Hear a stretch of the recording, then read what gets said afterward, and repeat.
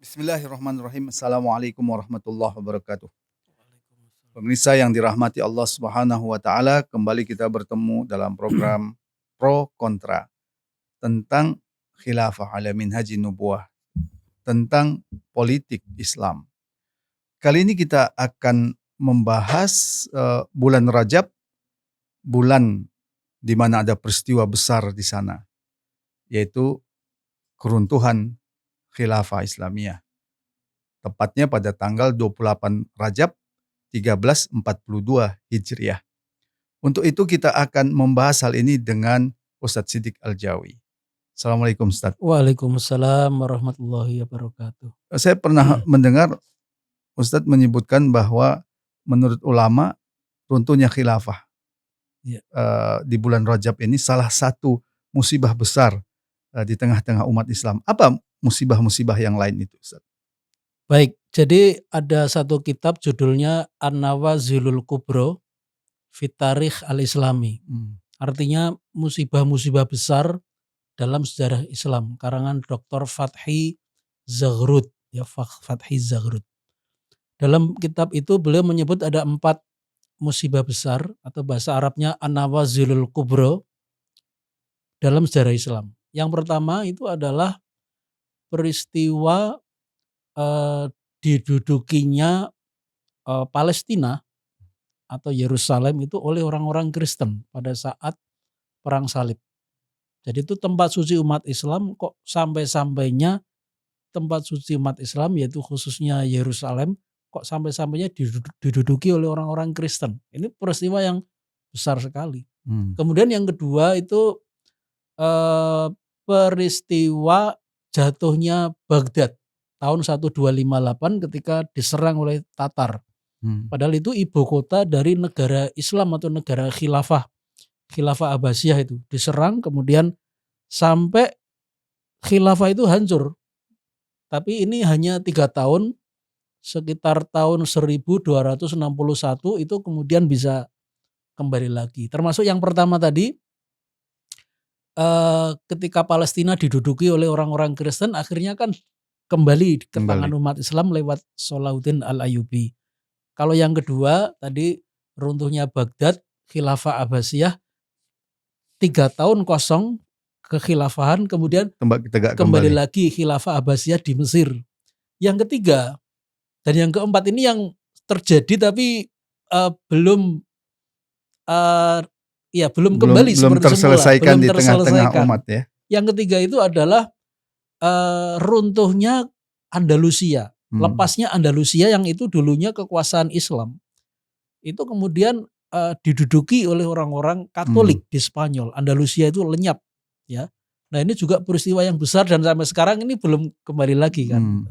Nah, yang keempat, musibah besar atau An-Nawazilul Kubro ini menurut Dr. Fathi Zaghrud adalah runtuhnya khilafah Islam di Turki tahun 1924.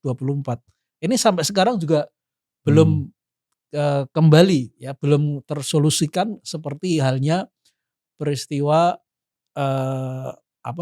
jatuhnya Andalusia ke tangan orang-orang Katolik di Spanyol. Dari 4 peristiwa besar itu Ustaz, apa benang merah dari 4 peristiwa itu yang bisa kita ambil pelajarannya? Ya, jadi di dalam Quran itu disebutkan Allah berfirman, "Watilkal ayyamu nudawiluha bainan nasi." Jadi bahwa masa-masa kejayaan, kemunduran itu selalu dipergilirkan oleh Allah di antara manusia. Jadi itu artinya ketika kita itu sedang dalam kondisi katakanlah di puncak, itu jangan berpuas diri karena bisa jadi ketika di puncak itu bisa jatuh. Begitu juga ketika kondisi umat Islam sedang jatuh dalam titik yang terendah juga jangan terlalu optimis, jangan putus asa karena watilkal ayyamu nudawiluha bainan nas kata Allah. Jadi masa-masa puncak, masa-masa titik yang rendah itu dipergilirkan oleh Allah di antara manusia. Jadi ketika kita dalam kondisi yang paling baik jangan sombong karena bisa jadi jatuh. Dalam kondisi kita itu terpuruk rendah sekalipun jangan putus asa. Nah, itu. Adakah isyarat-isyarat baik dalam Al-Quran ataupun hadis yang menunjukkan bahwa khilafah itu memang memungkinkan untuk runtuh? Ya, ada. Jadi saya mendapatkan ada beberapa isyarat bahwa khilafah Islam ini walaupun itu dirintis langsung oleh Rasulullah di Madinah kan, lalu dilanjutkan oleh para khulafaur rasyidin, oleh Khalifah Abu Bakar, Umar, Utsman, Ali.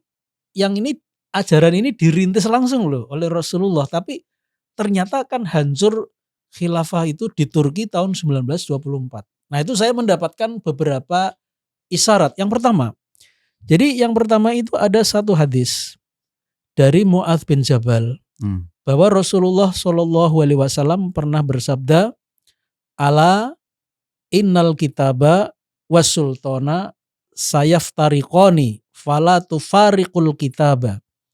Ala, perhatikanlah kata Nabi. Innal kitaba, sesungguhnya Al-Quran itu, was sultana, dan kekuasaan, sayaftariqoni, keduanya itu akan berpisah. Fala tufariqul kitaba, maka janganlah kamu berpisah dari Al-Quran. Ini hadis riwayat Imam At-Tabrani, ya.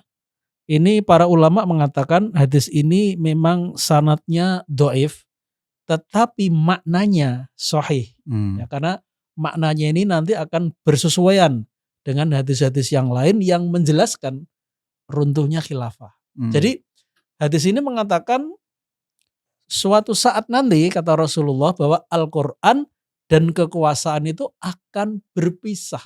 Dan itu tidak pernah terjadi kecuali ketika khilafah itu hancur. Ketika khilafah itu masih ada, kekuasaan itu otomatis mengamalkan Al-Quran. Jadi Al-Quran itu memang ketika Rasulullah dulu berhijrah ke Madinah, nah disitulah terjadi integrasi Al-Quran dengan kekuasaan. Itu dirintis langsung oleh Rasulullah. Tetapi Rasulullah mengatakan, ala, perhatikanlah ya, innal kitaba was sultana sayaftariqoni fala tufariqul kitaba. Itu mengisyaratkan bahwa satu saat nanti kekuasaan yang mestinya menjadi satu dengan Quran, kekuasaan itu akan berpisah dari kekuasaan. Akhirnya kekuasaan saja, tetapi tidak menerapkan Islam atau tidak menyatu dengan Al-Quran. Yang kedua, Yang kedua, ini ada satu hadis, dan kalau ini hadisnya yang ini hadis yang sahih ya. Ini disahihkan oleh Syekh Nasiruddin Al-Albani. Rasulullah mengatakan, latun qudonna ural islami urwatan. Artinya sungguh simpul-simpul ajaran Islam itu benar-benar akan terurai. Satu simpul demi satu simpul. Fakullaman taqadat urwatun tashabbathan nasu billati taliha. Nah, setiap kali simpul ajaran Islam itu terurai, maka orang-orang itu akan berpegangan dengan simpul tali ajaran Islam berikutnya yang tersisa. Fa awwaluhunna naqdun al-hukmu wa akhiruhunna as-sholatu. Nah, simpul-simpul ajaran Islam yang akan terurai pertama kali itu adalah al-hukmu. Al-hukmu itu artinya adalah as-sultan. Atau pemerintahan ya. Kekuasaan atau pemerintahan itu yang akan pertama kali terurai. Wa akhiruhunna, dan yang paling akhir ajaran Islam yang terurai artinya tidak diamalkan lagi itu adalah sholat. Nah, ini adalah satu hadis yang diriwayatkan oleh Imam Ahmad, Imam Al-Hakim, dan Imam Ibnu Hibban. Dan hadis ini adalah hadis yang sahih. Jadi Rasulullah mengatakan ajaran Islam ini diibaratkan oleh Nabi itu seperti simpul-simpul tali. Yang simpul tali itu menjadi pegangan umat Islam. Nah, ternyata Rasulullah mengatakan lambat laun seiring dengan perjalanan waktu nanti ajaran-ajaran Islam itu akan ada yang hilang, ya, seperti simpul-simpul yang terurai. Yang pertama itu adalah pemerintahan. Yang pertama kali itu adalah pemerintahan atau kekuasaan. Ada apa makna bahwa yang pertama itu pemerintahan, itu maknanya apa sebenarnya, Ustaz? Maknanya sebenarnya pemerintahan itu sebenarnya yang seharusnya dia itu adalah penjaga ajaran Islam. penjaga umat Islam. Jadi ada kaitannya yang namanya kekuasaan itu ada kaitannya dengan ajaran Islam itu sendiri, karena banyak ajaran Islam itu yang tidak mungkin tegak kecuali dengan kekuasaan Islam. Dan yang kedua adalah kekuasaan Islam ini menjadi pelindung tidak hanya ajaran Islam tapi umat Islamnya itu sendiri. Karena di dalam hadis Rasulullah mengatakan innamal imamu junnatun yuqatalu min waraihi wa yuttaqo bihi. Jadi sesungguhnya seorang imam atau khalifah, jadi pemimpin di dalam negara khilafah atau negara Islam itu seperti perisai atau tameng, ya. Yuqatalu min waraihi wa yuttaqo bihi. Jadi orang-orang itu berperang di belakangnya dan berlindung dengannya. Hadis sahih riwayat Imam Muslim. Jadi ini berarti ini apa ya? Khilafah itu penjaga ajaran Islam. Kan banyak ajaran-ajaran Islam itu yang tidak bisa tegak kecuali dengan adanya khilafah. Nah, ya. Terakhir disebut sholat itu maknanya apa, Ustaz? Nah, artinya sholat itu walaupun khilafah itu hancur, sholat itu masih bisa kan kita lakukan kan? Karena sholat itu beda dengan misalnya hudud atau hukum-hukum pidana Islam. Kalau hukum pidana Islam seperti hukum potong tangan untuk pencuri, hukum rajam untuk pezina yang muhson yang sudah menikah, itu nggak bisa dilakukan kecuali dengan khilafah. Tapi kalau sholat itu sebenarnya tidak tergantung adanya khilafah.